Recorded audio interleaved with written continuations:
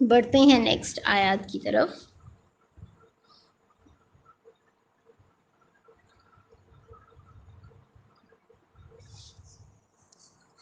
جی، یا ایھا الذین آمنو، اے لوگو جو ایمان لائے ہو، استعینوا تم مدد مانگو. الاستعانہ مصدر ہے اور استعینوا فعل امر ہے، جمع مذکر حاضر کا صیغہ ہے، سب مردوں کو مخاطب کر کے کہا جا رہا ہے تم مدد مانگو. بالصبری، صبر کے ساتھ، والصلاۃ اور نماز کے ساتھ. ان بے شک اللہ تعالیٰ مع الصابرین صبر کرنے والوں کے ساتھ ہے. الصابرون صبر کرنے والے سب مرد. یہاں پہ مع الصابرین صبر کرنے والوں کے ساتھ مضاف مضاف الیہ بن رہا ہے، اس لیے مضاف الیہ ہونے کی وجہ سے مجرور ہے. ولا تقولوا اور نہ تم کہو، فعل امر ہے، لا تقولوا فعل نہیں ہے، منع کیا جا رہا ہے. لا تقولوا نہ کہو تم، لمن انہیں جو، یقتلوا قتل کر دیے جائیں. یقتلوا یہ مجہول ہے، فعل مضارع مجہول ہے اور واحد مذکر غائب کا صیغہ ہے. فی سبیل اللہ اللہ کے راستے میں. اموات کہ وہ مردہ ہیں. اموات موت ان کی جمع ہے. بلکہ احیاء وہ زندہ ہیں. حی کی جمع احیاء وہ زندہ ہیں. ولیکن اور لیکن لا تشعرون تم شعور نہیں رکھتے. مضارع منفی ہے، یہ معلوم ہے اور جمع مذکر حاضر کا صیغہ ہے. باب ہے کرم یکرم، شعور یشعرو. ٹھیک ہے، شعور یشعرو، لا تشعرون تم شعور نہیں رکھتے. وَلَنَبْلُوَنَّکُمْ، وَلَنَبْلُوَنَّ یہ جیسا کہ میں نے آپ کو نون ثقیلہ اور خفیفہ کے بارے میں بتایا، تو یہ نون ثقیلہ جو ہوتی ہے وہ شد کے ساتھ آتی ہے اور اس کے سٹارٹ میں لام تاکید کا آتا ہے کہ ضرور بضرور ہم آزمائیں گے. الابتلاء مصدر ہے، ابتلا یبتلی، ہم ضرور بضرور آزمائیں گے. وَلَنَبْلُوَنَّ یہ نبلون جو ہے جمع متکلم کا صیغہ ہے. کم تمہیں، بشیء کسی چیز کے ساتھ، من الخوف خوف سے، والجوع اور بھوک سے، والنقص اور کمی کر کے، من الاموال مالوں میں سے، مال ان کی جمع اموال، والانفس اور جانوں میں سے، نفس ان کی جمع انفس جان، والثمرات اور پھلوں سے، ثمر کی جمع ثمرات. وبشر اور خوشخبری دے دیجئے، الصابرین بشر جو ہے یہ بھی فعل امر ہے، نبی صلی اللہ علیہ وسلم کو مخاطب کر کے کہا جا رہا ہے، واحد مذکر حاضر کا صیغہ ہے. بشر خوشخبری دے دیجئے آپ، الصابرین صبر کرنے والوں کو، الذین وہ لوگ جو، اذا جب، اصابتہم پہنچتی ہے انہیں، اصابت یہ اصابت واحد مونث غائب کا صیغہ ہے. مونث کا کیوں استعمال ہوا یہاں پہ؟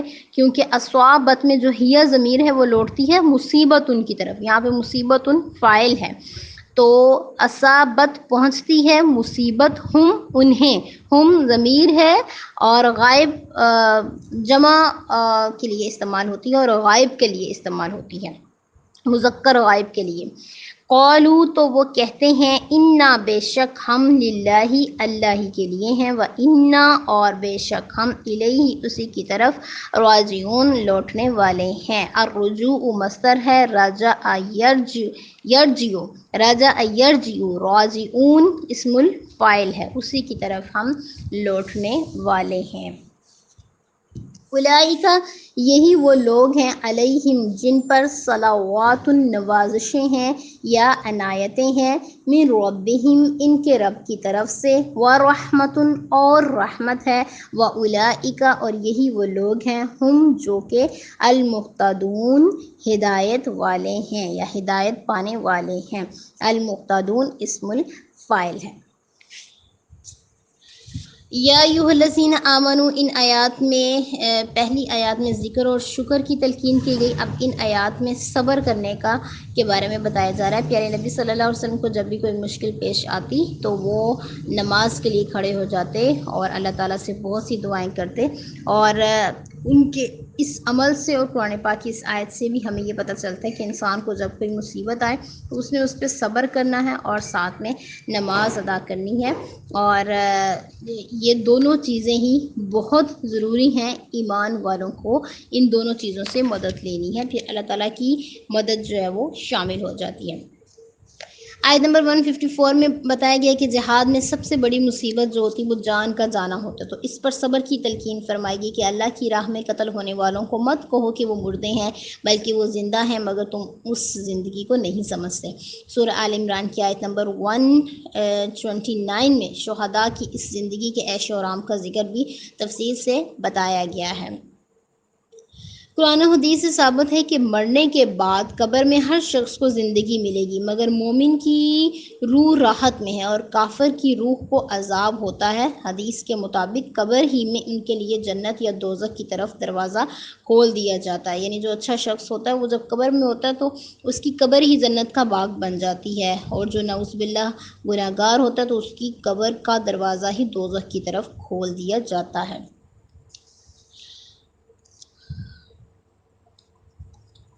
نیکسٹ جو آیت ہے اِنَّ لِلَّهِ وَإِنَّا إِلَيْهِ راجعون، اس کی میں تھوڑی سی یہ تفصیل بتانا چاہوں گی کہ اس میں یہ کہا گیا اذا اصابتہم مصیبہ، اذا کا جو لفظ استعمال ہوا نا، اس میں اذا جو ہے یہ اشارہ ہے کہ مصیبت پہنچتے ہی صبر کرنا ہے، اذا جب بھی پہنچے مصیبت تب صبر کرنا ہے، اور اِنَّ لِلَّهِ وَإِنَّا إِلَيْهِ راجعون کہنا ہے۔ یہ نہیں کہ مصیبت پہ واویلا کر کے بہت زیادہ جو ہے رو دو کے باتیں سنا کے اور ناشکری کے الفاظ منہ سے ادا کر کے بعد میں صبر کرنا ہے، اسے صبر نہیں کہا جاتا، کیونکہ ہر شخص رو دو کے تو صبر کر ہی لیتا ہے۔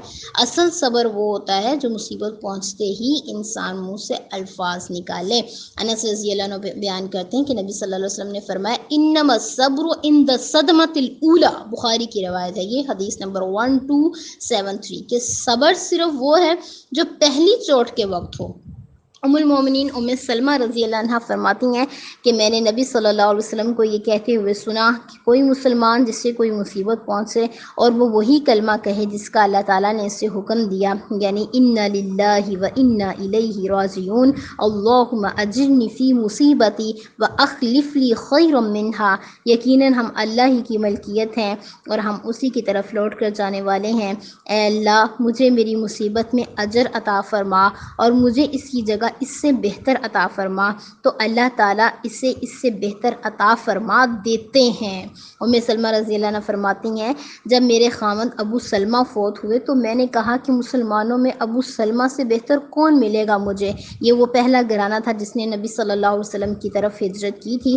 پھر میں نے یہی کلمہ بار بار دہرانا شروع کر دیا تو اللہ تعالیٰ نے مجھے اس کا نعم البدل پیارے نبی صلی اللہ علیہ وسلم کی صورت میں عطا کر دیا، یعنی ابو سلمہ جب فوت ہو گئے تو میری شادی پیارے نبی صلی اللہ علیہ وسلم کے ساتھ ہو گئی۔ تو بہت بے قرار رہتی تھی ام سلمہ جب ان کے شوہر کی وفات ہوئی، بہت محبت اور پیار تھا دونوں میں، اور یہ بہت ہی بے چین اور بے قرار رہتی تھی۔ تو اپنی بے چینی کا ذکر ام سلمہ رضی اللہ عنہ نے نبی صلی اللہ علیہ وسلم سے کیا تو آپ صلی اللہ علیہ وسلم نے انہیں یہ دعا سجیسٹ کی جو کہ میں نے ابھی آپ کے سامنے پڑھی ترجمے کے ساتھ۔ تو ام سلمہ نے اس دعا کا ورد اٹھتے بیٹھتے، ام سلمہ کہتی ہیں میں نے نہیں اس دعا کو چھوڑا، اٹھتے بیٹھتے چلتے پھرتے سوتے جاگتے میں یہی الفاظ منہ سے ادا کرتی رہی، اور پھر ان الفاظ کی ادائیگی کا ایسا اللہ تعالیٰ نے مجھے کرشمہ دکھایا جو میری سوچوں سے بھی بہت اوپر تھا کہ مجھے پیارے نبی صلی اللہ تعالیٰ علیہ وسلم کا شریک حیات بنا دیا۔ تو اس میں ہمارے لیے یہ سبق ہے کہ آپ میں سے کسی کو بھی مصیبت، ہم سب میں سے کسی کو کوئی مصیبت پریشانی آئے تو سب سے پہلے صبر کرنا ہے، واویلا نہیں کرنا، اللہ کی ناشکری نہیں کرنی کہ میرے لیے یہ مصیبتیں رکھی ہیں، باقی لوگ اتنے عیش و عشرت میں ہیں، میں ایسے ہوں اور مجھے یہ مصیبت، ایسے الفاظ ادا نہیں کرنے، بلکہ یہ کہنا اِنَّ لِلَّهِ وَإِنَّا إِلَيْهِ راجعون، اور پھر دعا کرنی اللہم اجرنی فی مصیبتی وَأَخْلِفْ لِی خَیْرًا مِنْہا۔